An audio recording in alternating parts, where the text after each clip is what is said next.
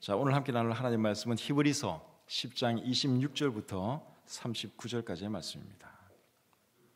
히브리서 10장 26절부터 39절까지의 말씀을 저와 여러분들이 한 절씩 교독하겠습니다.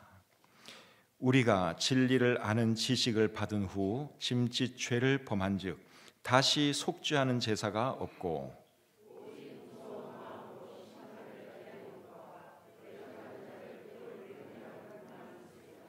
모세의 법을 폐한 자도 두세 증인으로 말미암아 불쌍히 여김을 받지 못하고 죽었거든.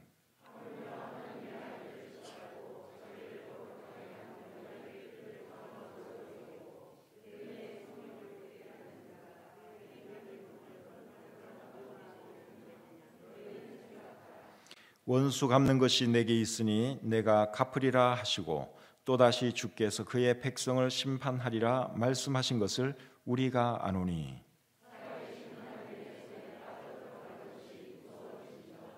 첫날에 너희가 빛을 받은 후에 고난의 큰 싸움을 견뎌낸 것을 생각하라.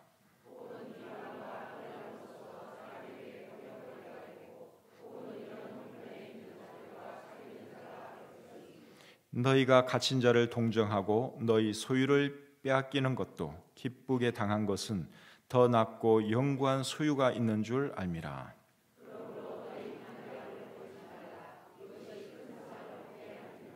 너희에게 인내가 필요함은 너희가 하나님의 뜻을 행한 후에 약속하신 것을 받기 위함이라.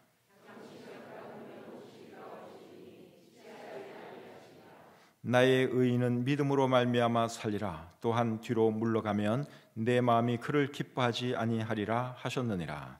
우리는 뒤로 물러가 멸망할 자가 아니요 오직 영혼을 구원함에 이르는 믿음을 가진 자니라. 아멘. 은혜와 사랑이 충만하신 하나님, 귀한 주일을 저에게 허락해 주시고 주님 전에 나와 하나님을 예배하시도록 해주신 것 감사합니다. 날씨도 춥고 또 눈도 오지만 하나님을 사랑해서 또 이 자리에 모이는 것을 사모해서 우리 귀한 성도님들 이 자리에 모이게 해주셔서 감사합니다. 우리가 영과 진리 가운데 하나님을 잘 예배할 수 있도록 도와주시고 또 이 시간을 통해서 하나님께 영광이 돌아가며 우리에게도 큰 은혜와 축복이 넘치는 귀한 시간 되도록 역사해 주시옵소서. 부족한 종이 말씀 전할 때 하나님 함께해 주시고 준비한 것을 잘 전달할 수 있도록 도와주시며 또 우리 성도님들도 이 말씀을 잘 받아서 또 우리 삶에 적용하고 삶의 변화가 있게 해 주시옵소서. 모든 시종을 주님께 다가오며 예수님의 이름으로 기도드립니다. 아멘. 자리에 앉겠습니다.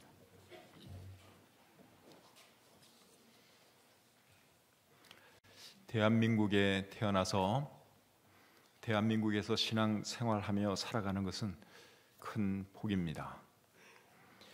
만일 저와 여러분들이 대한민국에 태어나지 아니하고 북한에 태어났다면 어떻게 되었을까요? 지금처럼 이렇게 편안한 가운데 예배 드릴 수 있었을까요? 어려운 이야기죠. 이슬람권 나라에 태어났으면 또 어떻게 되었을까요? 그것도 역시 쉽지 않은 이야기입니다.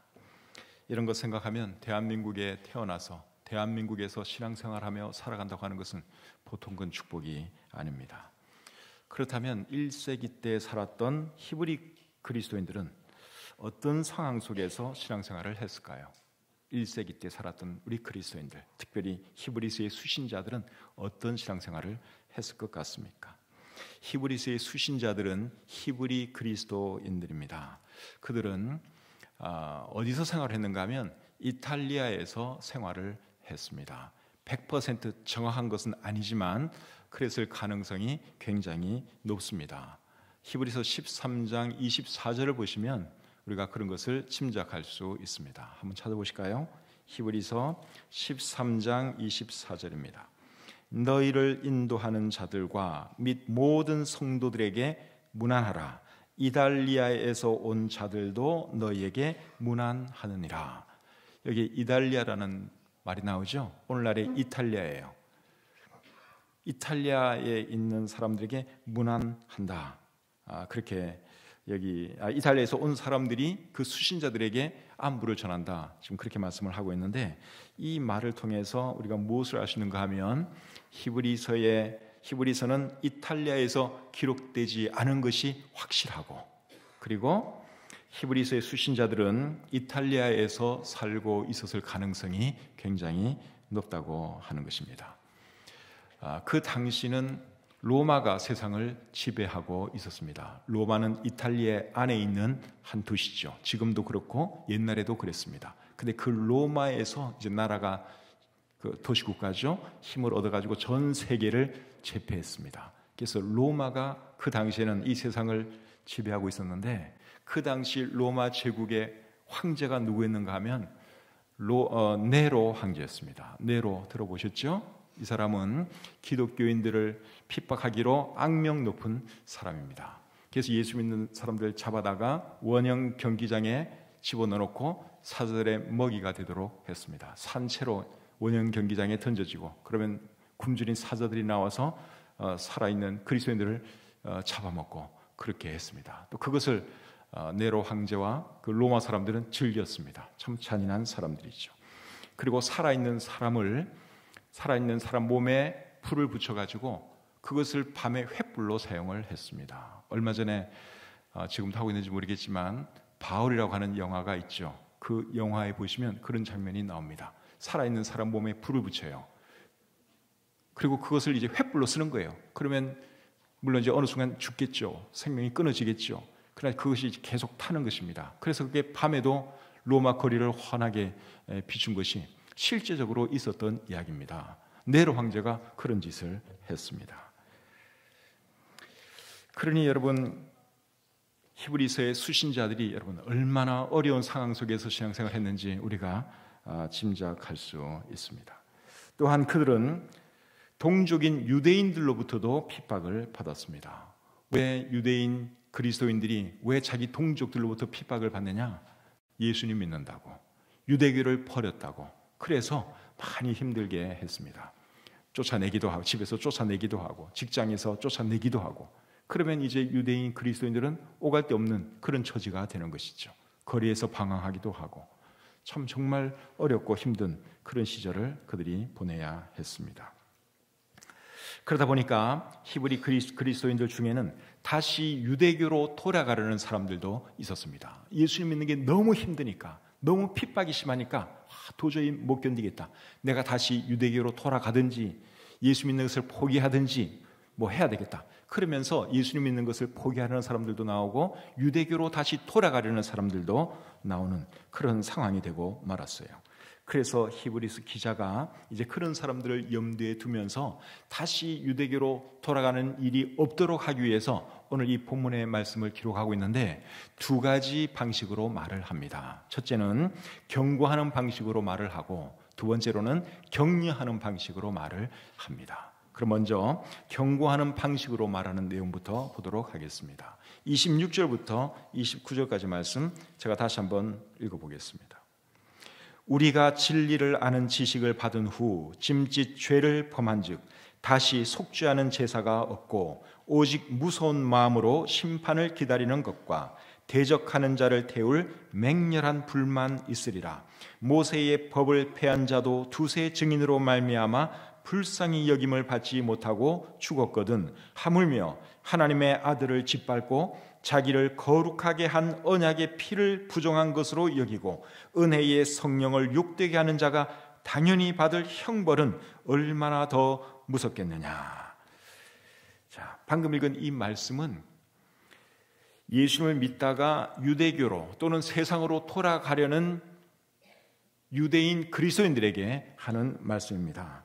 예수님을 믿다가 예수님 믿는 것을 포기하려는 사람들에 대해서 히브리 기자가 어떻게 말하는가 하면 29절에 보니까 하나님의 아들을 짓밟고 자기를 거룩하게 한 언약의 피를 부정한 것으로 여기고 은혜의 성령을 욕되게 하는 자라고 표현하고 있습니다.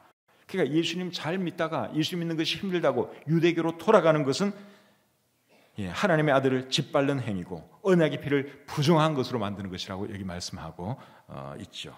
그리고 그런 사람들에 대해서는 형벌과 맹렬한 불이 따를 것이라고 말씀하고 있습니다. 27절 말씀을 여러분 다시 한번 같이 읽어보겠습니다. 27절 시작. 오직 무서운 마음으로 심판을 기다리는 것과 대적하는 자를 태울 맹렬한 불만 있으리라. 무엇이다 그랬어요? 맹렬한 불. 여기서 말하는 맹렬한 불은 지옥불을 말하는 것이 아니라 그들이 받게 될 형벌이 얼마나 무서운 것인가, 그것을 이제 상징적으로 표현하고 있는 것입니다. 구원받은 사람에게는 사실 지옥 갈 일은 없습니다. 한번 구원받았으면 천국 가는 것은 확실합니다. 그런데 구원받은 사람이 예수님을 부인하거나 또 모독하면 큰 벌이 있다고 하는 것을 우리는 기억해야 합니다. 28절 29절 여러분 다시 한번 보겠습니다.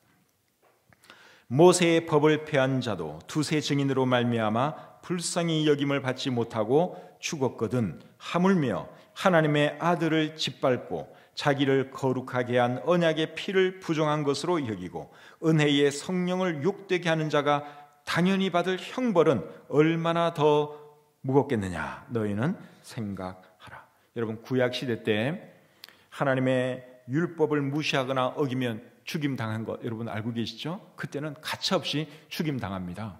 율법을 어겼다거나 그리고 하나님을 모독하거나 그러면 여러분 가차없어요. 하나님께서 죽였습니다. 근데 신약 시대라고 해서 다르지 않다는 것입니다. 여러분들이 신약 성경을 읽어보시면 신약 성경에도 신앙생활 잘못하다가 죽임당한 사람들의 이야기가 나옵니다. 어디 나오는가 하면 고린도전서 11장 30절에 나옵니다. 한번 찾아보겠습니다. 고린도전서 11장 30절입니다. 그러므로 너희 중에 약한 자와 병든 자가 많고 잠자는 자도 적지 아니하니, 이렇게 말씀하고 있는데 여기 잠자는 자는 죽은 자를 말하는 거예요. 죄 지은 사람들에 대해서 병든 자 그리고 잠자는 자가 있다, 그렇게 말씀하고 있죠. 그러니까 신약 시대라고 해서 하나님께서 무조건 긍휼을 베풀어 주시고 무조건 용서해 주고 그런 게 아니라는 것입니다. 잘못하면 하나님께서 병을 줄 수도 있고 어떤 고통을 줄 수도 있고 그리고 데려갈 수도 있다 하는 것이죠. 사도행전 5장에 보시면 아나니아와 삽비라 이야기가 기록되어 있습니다. 그런데 이 사람들도 부부인데 신앙생활 잘못하다가 결국 그 자리에서 죽고 말았죠. 요한일서 5장 16절에는 또 이런 말씀이 기록되어 있습니다. 누구든지 형제가 사망에 이르지 아니하는 죄에 범하는 것을 보거든 구하라. 그리하면 사망에 이르지 아니하는 범죄자들을 위하여 그에게 생명을 주시리라. 사망에 이르는 죄가 있으니 이에 관하여 나는 구하라 하지 않노라. 여기 보니까 사망에 이르는 죄가 있다고 말씀하고 있습니다. 그런 사람들을 위해서는 구할 필요 없다 그랬어요. 어차피 사망할 거니까. 그러니까 여러분, 우리 하나님은 정말 무서운 분이라고 하는 것을 알아야 합니다. 그래서 신앙생활을 잘 해야 하는 것이죠. 본문 30절, 31절 또 같이 읽어보겠습니다. 자, 30절, 31절 시작. 원수 갚는 것이 내게 있으니 내가 갚으리라 하시고 또다시 주께서 그의 백성을 심판하리라 말씀하신 것을 우리가 아노니 살아계신 하나님의 손에 빠져 들어가는 것이 무서울진저. 우리 하나님이 정말 무서운 분이라고 여기 말씀하고 있습니다. 우리 하나님은 사랑과 은혜도 충만하신 분이에요. 그러나 하나님의 자녀라도 잘못하면, 죄를 범하면 가차없이 벌할 수 있다고 하는 것을 저와 여러분들이 꼭 기억해야 할 줄 믿습니다. 히브리서 12장 29절에 보면 우리 하나님은 소멸하는 불이라고 말씀하고 있습니다. 모든 것을 태워버리는 불 같은 분이세요. 얼마나 무서운 분인지 모릅니다. 근데 오늘날 많은 그리스도인들이 하나님을 사랑의 하나님으로만 알고 있어요. 은혜와 긍휼의 하나님으로만 알고 있어요. 그래서 죄 짓는 것에 대해서 너무 겁이 없어졌습니다. 그러니까 죄 짓는 것에 대해서 뭐 큰 부담 없이 그냥 죄 짓는 그리스도인들이 얼마나 많은지 몰라요. 근데 우리 하나님은 여러분 오늘날에도 불과 같은 분이라고 하는 것, 죄에 대해서는 용납하지 않는 분이라고 하는 것을 우리가 절대로 잊으시면 안 됩니다. 자, 두 번째로 격려하는 방식으로 말하는 내용을 보도록 하겠습니다. 본문 32절부터 34절까지의 말씀입니다. 첫날에 너희가 빛을 받은 후에 고난의 큰 싸움을 견뎌낸 것을 생각하라. 혹은 비방과 환난으로서 사람에게 구경거리가 되고 혹은 이런 형편에 있는 자들과 사귀는 자가 되었으니 너희가 갇힌 자를 동정하고 너희 소유를 빼앗기는 것도 기쁘게 당한 것은 더 낮고 영구한 소유가 있는 줄 알미라. 제가 설교 서두에서 말씀드린 것처럼 히브리서의 수신자들은 네로 황제가 통치하던 시절에 신앙생활을 했습니다. 그렇기 때문에 그들 삶 가운데는 많은 환난과 시련이 있었습니다. 방금 읽은 33절과 34절에 보시면 그들은 비방도 당했습니다. 환난도 당했습니다. 사람들의 구경거리가 되기도 했습니다. 그리고 갇힌 자가 되기도 했습니다. 소유를 빼앗기기도 했습니다.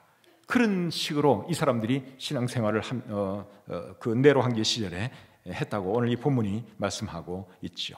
그런데 그 사람들이 그런 시련과 환난 가운데서도 굴하지 아니하고 잘 견뎌냈다고 하는 사실입니다. 32절을 다시 한번 보겠습니다. 전날에 너희가 빛을 받은 후에 고난의 큰 싸움을 견뎌낸 것을 생각하라. 그 많은 환난과 시련이 있었지만 그들이 견뎌냈다고 여기 말씀하고 있습니다. 그러니까 어떻게 하라는 것입니까? 앞으로도 견뎌내라는 것입니다. 이제 더 큰 환난이 곧 다가올 것인데 여러분들 견뎌내시기 바랍니다. 지금 그 말하는 거예요. 여러분의 동족들로부터 핍박이 있다 할지라도 견뎌내시기 바랍니다. 지금 그 말하고 있는 것입니다. 여러분, 이 말씀은 우리도 잘 기억해야 합니다. 살다 보면 우리도 어려운 일 당합니다. 어려운 일 만나면 낙심되기도 하고 그리고 의욕을 잃어버리기도 합니다. 근데 여러분, 어려운 일은 그전에도 있었어요. 지금만 있는 게 아닙니다. 그전에도 있었지요. 그리고 시련 있을 때마다 저와 여러분들이 어떻게 했습니까? 다 이겨내고 지금까지 살아온 것입니다. 그렇기 때문에 지금 우리가 편안한 마음으로 이 자리에 앉아 있을 수 있는 거죠. 과거의 큰 시련 앞에서 우리가 무너져 버렸더라면 지금 이렇게 못 앉아 있을 수도 있습니다. 이 세상 사람이 아닐 수도 있고, 근데 우리가 어쨌든 간에 다 이겨내고 견뎌냈거든요. 그러니까 지금 이 자리에서 우리가 편안한 마음으로 하나님을 예배할 수 있는 것이죠. 그렇다면 지금 우리가 당하고 있는 그 시련, 그 환난도 이겨낼 수 있을까요? 없을까요? 이겨낼 수 있습니다. 그리고 이겨내야 합니다. 우리는 연약하지만 하나님께서 시련을 극복할 힘을 우리에게 주시면 우리가 얼마든지 그 시련 능히 감당할 수 있을 줄 믿습니다. 시편 46편 1절과 3절에 1절부터 3절에 이런 말씀이 기록되어 있습니다. 하나님은 우리의 피난처시요 힘이시니 환난 중에 만날 큰 도움이시라.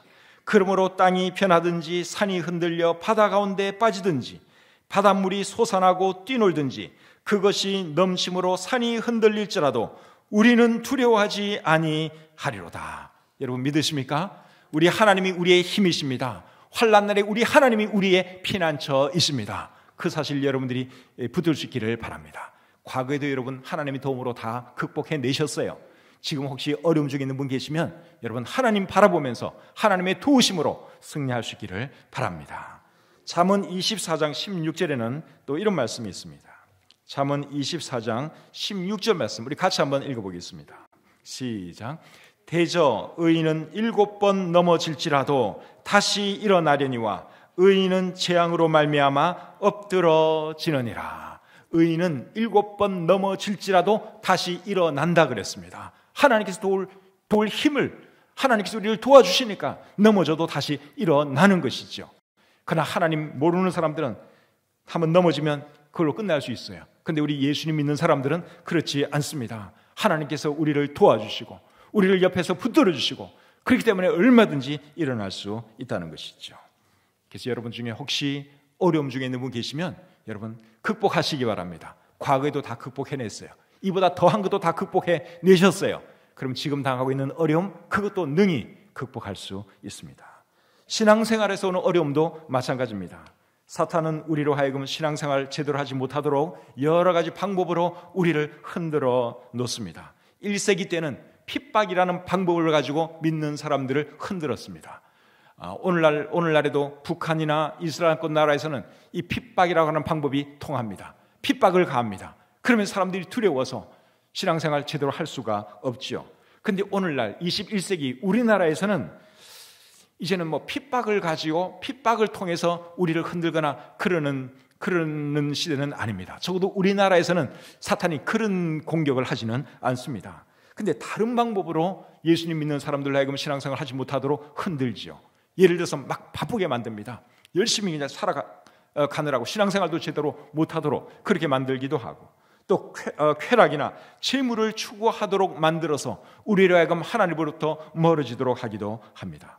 근데 여러분, 사탄이 아무리 이런저런 방법으로 공격하고 우리를 흔든다 할지라도 여러분, 흔들리지 마시기를 바랍니다. 절대로 무너지지 마시기를 바랍니다. 지금까지 우리가 신앙생활 잘 해왔잖아요. 앞으로도 우리가 주님 바라보면서 승리하시기를 바랍니다. 자, 35절 말씀 계속 보겠습니다. 본문 35절입니다. 자, 같이 한번 읽죠. 시작. 너희 담대함을 버리지 말라. 이것이 큰 상을 얻게 하느니라. 자, 이번에는 어떤 말을 하는가 하면 너희 담대함을 버리지 말라, 그런 말씀을 하는데, 여기 담대함은 확신을 말하는 거예요. 무슨 확신이냐? 예수님 믿는 확신, 구원에 대한 확신, 그것을 말하죠. 예수님에 대한 확신이 없으면 여러분, 믿음이 흔들릴 수밖에 없습니다. 이단에 넘어가는 사람들이 왜 이단에 넘어가겠어요? 성경도 알 만큼 알면서도 그냥 이단에 넘어가 버립니다. 왜 이단에 넘어가는 줄 아십니까? 예수님에 대한 확신이 없기 때문에 그래요. 구원의 확신이 없기 때문에 이단들이 와서 뭐라 그러면 그게 그냥 헐딱 넘어가는 것이죠. 근데 예수님에 대한 확신이 있으면 어떤 누가 메시아고 그리스도고 재림주라 그래도 절대로 흔들리지 않습니다. 우리의 주님은 예수 그리스도인데 누가 감히 우리의 주님이 될 수가 있겠어요? 그러니까 이단들이 하는 말, 그런데 우리가 넘어가지를 않죠. 그런데 예수님에 대한 확신이 없으면 그런가? 저분이 정말 다시 오실 그 재림주인가? 저분이 하나님인가? 그러면서 거기에 넘어가는 거예요. 예수님에 대한 확신이 없고 구원에 대한 확신이 없기 때문에 그런 것입니다. 그래서 신앙생활에 있어서 제일 중요한 것이 예수님에 대한 확신, 구원에 대한 확신이라고 할 수 있습니다. 여러분들은 어떠세요? 구원의 확신이 있으십니까? 예수님에 대한 확신이 있으십니까? 그게 있어야 돼요. 그거 없으면 여러분들 넘어지는 거 시간 문제입니다. 이단에 넘어갈 수도 있고 다시 세상으로 돌아갈 수도 있어요. 그래서 구원의 확신, 예수님에 대한 확신, 분명히 붙들고 살아가시기를 바랍니다. 구원은 여러분 죽어봐야 아는 게 아닙니다. 어떤 사람은 구원의 확신이 있으십니까? 지금 죽어도 천국 갈 확신이 있으십니까? 그러면 죽어봐야 알지, 그렇게 대답하는 사람들이 많습니다. 근데 구원은 여러분 죽어봐야 아는 것이 아니라 이 세상에서도 알 수 있습니다. 고린도후서 13장 5절에 보시면 이런 말씀이 있어요. 너희는 믿음 안에 있는가? 너희 자신을 시험하고 너희 자신을 확증하라. 예수 그리스도께서 너희 안에 계신 줄을 너희가 스스로 알지 못하느냐?